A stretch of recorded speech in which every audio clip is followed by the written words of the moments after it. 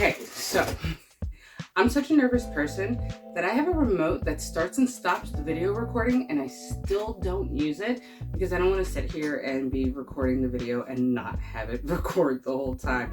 I'm a weirdo. It works perfectly fine, by the way. So today's stories are from Tales from Retail. Let's quick get into it. The first story is from Major Wolf. This is a first. Here is a bit of context.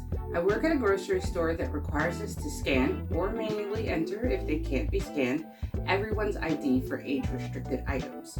Alcohol, tobacco, cold medicine, etc. Regardless of age. Annoying, I know.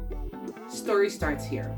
I had a guy come up to the register with some cold medicine, which triggered the prompt to scan ID. Me. Okay, sir, I'm going to need to see your ID. Customer. Why do you need ID for cold medicine? Plus, I'm in my 30s. At this point, it was no longer about store policy asking for ID, but the state law which dictates we ID anyone 40 years or younger. Me. Well, there are ingredients in cold medicine that are used in the making of some of illicit substances, which is why it's an age-restricted item. Also, it is company policy to ID everyone regardless of age. Customer. I don't do illicit substances. Me. Sir, I didn't say you do. I'm just explaining why an ID is required. The guy didn't have an ID on him, but he had a picture on his phone of the temporary ID you get from the DMV while you wait for the card itself in the mail. Me. Sir, I'm sorry, but I can't take this as I need the physical ID as a photo can be altered. Customer. Okay, I have it in my car, just let me go get it.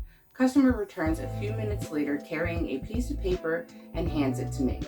Sir, I need the actual temporary ID, not a physical picture of a temporary ID. As again, a picture can be altered.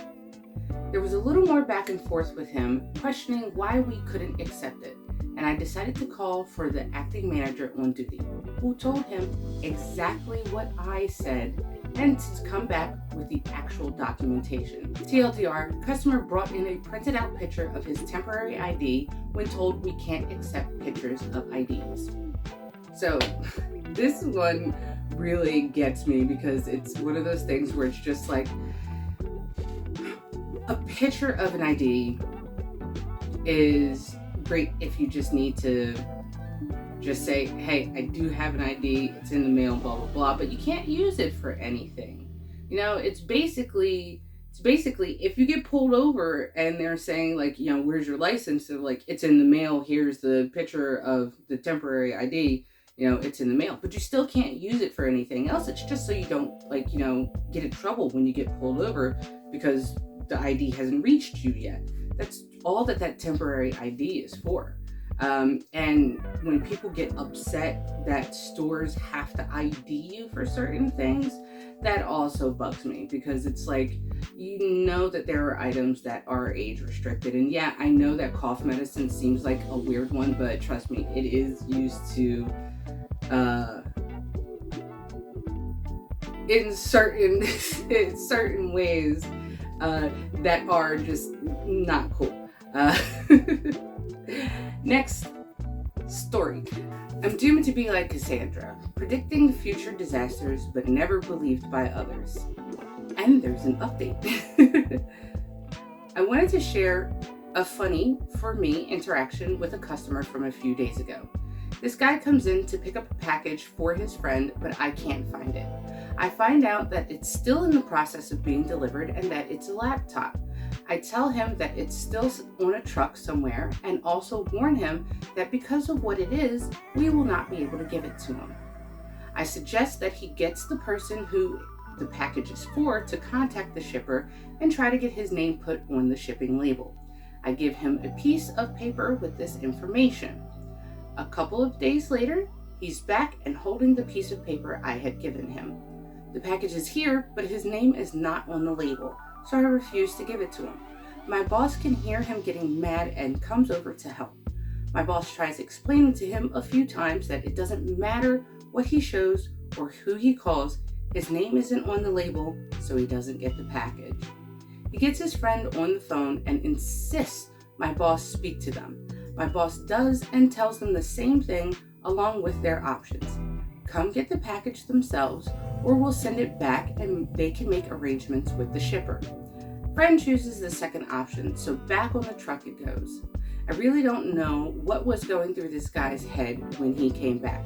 I warned him that this would happen, and lo and behold, it did. This is kind of annoying because I've been in situations where I'm trying to warn somebody where, hey, if you don't do this, this bad thing is going to happen.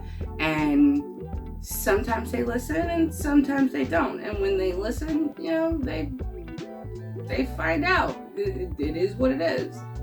So, on to the quick update. Customer left a 1-star review the other day saying that we had refused to give him the package because it had his English name on it. My boss was annoyed at the lies, but I found it funny. Even in his own story where he tries to play the victim, he sounds foolish. People. Sometimes, when I go through reviews on things, I make sure I go through several reviews. I want to see that there's multiple reviews from different people who look like they may be from, vastly different circles, just to make sure that I'm just not falling into the trap of someone just was peed off at the merchant or something like that, and they decided to slam them with a bad review for no reason. Read your reviews, people. Next story. This story is from the Eldritch writer. No, you can't leave your vehicle parked at the gas pumps while you run errands elsewhere. I had a customer come in earlier on a motorcycle, got some gas and some snacks. No issue. Started off as a friendly guy. As he was paying, he looked back out of the window at his motorcycle, still parked at the pump, and started telling me, that should be a good enough spot to leave my bike. I've got to grab some things from the grocery store next door. Y'all know why that's just a no-no thing. It's common sense not to do that. Kind of surprised I even had to explain to the guy that no, you can't leave your motorcycle parked at the gas pumps while you go shopping at another store. You'd think I was trying to explain astrophysics to him for how confused he was by that. I did point out that he's welcome to bring his bike to park at the side of the building or in any of the parking spots in the grocery store parking lot. It's literally next door. We share parking spaces. It's not going to be any more effort for him to take his bike over there than it is walking to the store.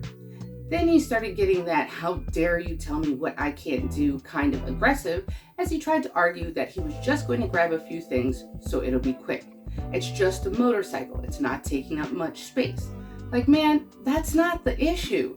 You can't park at the pumps and dip out because then customers who need it can't use the gas pumps. I don't think he ever understood why he can't park and bail, because that requires thinking about something other than yourself. But he begrudgingly said he'd take his bike over to the grocery store like it was the biggest inconvenience in the world. And this one, oh my goodness, it gets me so much because it's common decency. You're done with the pump, you move from the pump.